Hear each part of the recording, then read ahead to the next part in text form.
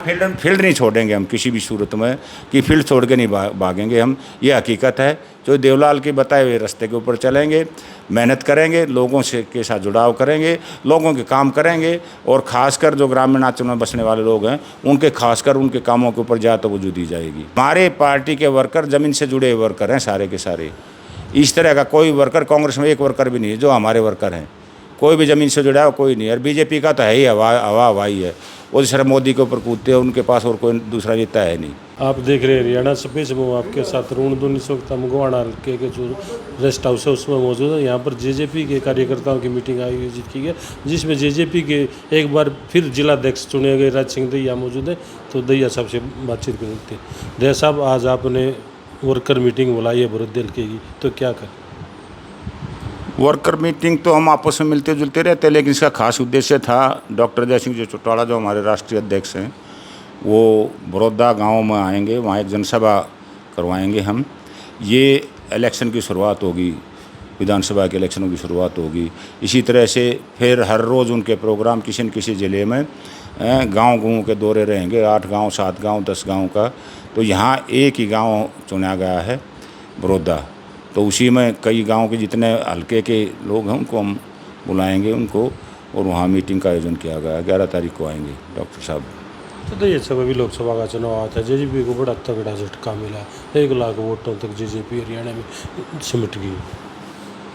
उन सब उतराव चढ़ाव तो आते रहते हैं ज़िंदगी में, आपकी में हमारी में भी आते हैं, पार्टियों में भी आते हैं, सरकारों में भी आते हैं। जो पार्टी बीजेपी 1982 में मात्र 2 सीट थी, आज वो सत्ता के ऊपर काबिज है। तो उतराव चढ़ाव तो आते हैं। चौधरी देवलाल की पार्टी, हम फिर खड़े होंगे दोबारा से, फिर फाइट करेंगे हम, और फिर एक टाइम आएगा, आप देखना अगले टाइम जो है हम जीत के आएंगे। तो दैया साहब, कांग्रेस के नेता उनसे हमारी बातचीत हो, जेजेपी की कहीं बात आया है तो वो कहते हैं कि जेजेपी की बात करके तो अपना समय बर्बाद करने वाली बात आएगी। जेजेपी का तो आज वो हाल है। अब कांग्रेस का क्या हाल था पीछे, अब क्या हाल है वो तो टाइम बताएगा। पहले कांग्रेस के बारे में भी यही कहते थे कि कांग्रेस तो ख़त्म होगी, कांग्रेस तो ख़त्म होगी। आप वो कह रहे हैं अब कांग्रेस उठ गई है। ये मैंने बताया कि ये सब वक्त की बात है, कभी ऊपर कभी नीचे, कभी ऊपर कभी नीचे चलता रहता है। और जो भी पार्टी एक बार सत्ता में आती है उसका डाउनफॉल पक्का है, कोई भी है। तो हमारी पार्टी कुछ मतलब पार्टनरशिप में थी सत्ता में, तो कुछ गलतियां हमारे से भी हुई होंगी, हम उनको सुधारेंगे और आगे बढ़ेंगे। फिर सरकार में आने के बाद आपको डाउनफॉल पक्का है, तो फिर बीजेपी उससे पहले कांग्रेस की 2 बार सरकार आई, अब बीजेपी की दूसरी बार सरकार आई, सेंटर में तीसरी बार आएगी, फिर उनका तो डाउनफॉल नहीं, सेंटर की बात नहीं कर रहे हम, स्टेट की बात कर रहे हैं। हरियाणा में भी तो बीजेपी सेंटर का हरियाणा में बीजेपी आई, 2 बार आई, उससे पहले 2 बार कांग्रेस रही, उससे पहले हमारी पार्टी भी रही है, और 87 में वहाँ उस टाइम में हमारी पार्टी रही है। ये तो वक्त की बात है यार, सरकारें आती रहती जाती रहती हैं। वर्कर हैं हम, काम करेंगे। आज सरकार आज हम आउट ऑफ पावर हैं तो कल को पावर में भी होंगे, ये हकीकत है।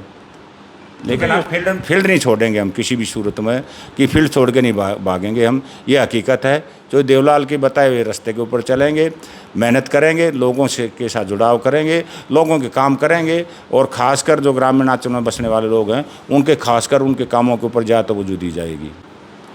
देखिए साहब, जिस तरह लोकसभा में सीधा मुकाबला कांग्रेस और बीजेपी में है, एक बार फिर दोनों पार्टियों के नेताओं द्वारा दावा किया जा रहा है कि हरियाणा में तीसरे के लिए कोई रास्ता ही नहीं बचा। ये तो आप कह रहे हो कि सीधा मुकाबला उसमें है उसमें है, ये तो वक्त बताएगा। ये तो हम भी कह रहे हैं कि हमारे से मुकाबला है, बीजेपी का भी हमारे से मुकाबला है, कांग्रेस से भी हमारा मुकाबला है। वो कह रहे हैं कि हमारा बीजेपी से, बीजेपी वाले कह रहे हैं हमारा कांग्रेस से मुकाबला है, कांग्रेस कह रही है हमारा बीजेपी से मुकाबला है। तो ये तो कहते रहते हैं। बाकी ये है, ये तो वक्त बताएगा, टाइम बताएगा कि क्या रिजल्ट क्या आता है। अभी सिरसा में मीटिंग हुई थी इनसो की, तो वहाँ पर एक बड़ा दावा किया गया था कि 40 सीट जीत के एक बार फिर 2024 में दुष्यंत चौटाला को मुख्यमंत्री बनाया। देखो, जहाँ तक इनसो की बात है, इनसो हमारी सबसे वैसी इकाई है जो कॉलेजेस के जो स्टूडेंट हैं उनका फंक्शन था, मैं भी गया था उसमें। और दावे नहीं, हम मेहनत करेंगे, मैंने मेहनत के लिए, मेहनत के ऊपर दावे कर रहे हैं हम, वैसे नहीं कर रहे। हमारे पार्टी के वर्कर ज़मीन से जुड़े वर्कर हैं सारे के सारे। इस तरह का कोई वर्कर कांग्रेस में एक वर्कर भी नहीं है जो हमारे वर्कर हैं। कोई भी ज़मीन से जुड़ा है कोई नहीं है। और बीजेपी का तो है ही हवा हवाई है। वो सर मोदी के ऊपर कूदते हैं, उनके पास और कोई दूसरा नेता है नहीं।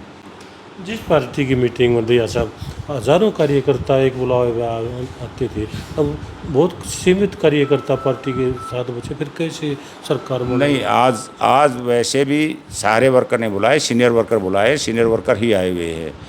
बाकी ये बात ज़रूर है कि भाई उतराव चढ़ाव आते हैं आज की तारीख में। हमारा उतराव है, मैं मानता हूँ इस बात को, लेकिन फिर चढ़ाव आएगा। ऐसा नहीं कि भी फिर चढ़ाव नहीं आएगा। चौधरी देवलाल के टाइम पर भी बात हुई थी, ओम प्रकाश चौटाला के 96 का जब हमने इलेक्शन आ रहा तो उस टाइम भी हमारे साथ ही यही थी। 96 का इलेक्शन आने के बाद में 2000 में फिर हमारी 4 साल के बाद फिर सरकार आ गई थी हमारी। तो जो जेजेपी ने बीजेपी के साथ समझौता करके सरकार बनाई है, उसका कुछ ज़्यादा एक खामियाजा नहीं जेजेपी को भुगतना पड़ रहा है? हाँ, वो खामियाजा भुगतना पड़ा है। आगे हम किसी भी पार्टी से पावर शेयर नहीं करेंगे।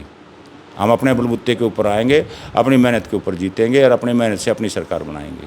जेजेपी का जो मेन वोटर था, युवा था, किसान था, वो जेजेपी से ज़्यादा नाराज़ है। तो युवा नाराज़ नहीं है हमारे से, न किसान नाराज़ है। किसानों के लिए भी काम किया है। आप ये बता दो बीजेपी ने किसानों के लिए क्या काम किया है? आज वो घोषणाएं, मात्र घोषणाएं कर रहे हैं। पहले क्यों नहीं किए घोषणाएं? आज हमने पहले कहा था हम 5100 रुपये पेंशन देंगे। जब हमारी पार्टी भी सत्ता में थी, जब पावर शेयरिंग था, तो उस टाइम हमने कहा था, तो हमने फिर भी 2000 रुपये के करीब बढ़ाए थे। 1100 से हमने 3100 रुपये करवाई थी। हम चाह रहे थे कि भाई ये पेंशन 5100 रुपये होनी चाहिए। आज वो क्यों कह रहे हैं 5100 रुपये करेंगे हम पेंशन को? तो फिर उस टाइम तो दुष्यंत चौटाला सरकार में थे, तो उस टाइम पे उन्होंने अपनी मांग मनवानी चाहिए थी ना? नहीं, मांग के पीछे तो ये सारी बात हुई है। मांग ही तो थी। वो क्या नाम है आपके खट्टर साहब जो है वो इस्तीफा दे के चले गए और उन्होंने जो करवाया काम आप लोगों के आगे है। आज बेरोज़गारी में पूरे भारतवर्ष में हरियाणा सेकंड पोजीशन में है। पहली पोजीशन जो है बेरोज़गार की J&K है, दूसरा हरियाणा है। तो अगर खट्टर साहब सत्ता में रहे हैं तो जिम्मेवारी तो वो इसकी भी लेना फिर, कि भाई जो नहीं हुआ, जो बेरोज़गारी जो इतनी बड़ी है वो मेरी वजह से बड़ी है। अभी भाई पूछ रहे थे मारुति का भी, वो तो ये कह रहे हम लेके आए हैं। मारुति वो कैसे लेके आए हैं? कैप्टन अभिमन्यु था पिछली बार इनके यहाँ, पिछली बार कैप्टन अभिमन्यु था इंडस्ट्री मिनिस्टर, तो वो क्यों नहीं लेके आया? कितनी फैक्ट्रियाँ लेके आए? अभी बात कर रहे थे क्यों बेरोज़गारी क्यों बढ़ी? क्योंकि एक सिंगल फैक्ट्री भी नहीं लगी है बाहर से। खट्टर साहब के पहले राज में हैपनिंग इंडिया इन्होंने की थी, मैं पहले ही बता रहा था। अभी वहाँ गुड़गांव में लीला होटल में मीटिंगें हुई थी, बाहर से विदेशी लोग आए थे, इंडस्ट्रियलिस्ट आए हुए थे, और कम से कम 100-150-200 करोड़ रुपया खर्चा गया था उसके ऊपर, और एक सिंगल फैक्ट्री, एक सिंगल इन्वेस्टमेंट नहीं आया, एक सिंगल भी। दूसरी साइड में अगर आप यूपी देख लो, यूपी वालों ने भी किया था। यूपी में 27 लाख करोड़ के काम लेके आए थे योगी जी, ठीक है। वहाँ 27 लाख की जगह 34 लाख करोड़ का इन्वेस्टमेंट हुआ है। हमारे यहाँ 1 रुपये का इन्वेस्टमेंट नहीं हुआ। वो पैसा और खामखा खर्च दिया स्टेट का। तो ये तो इनकी वो रही है, मतलब ये उपलब्धि रही है कि हरियाणा को कम से कम नहीं तो 10 साल पीछे धकेल दिया है।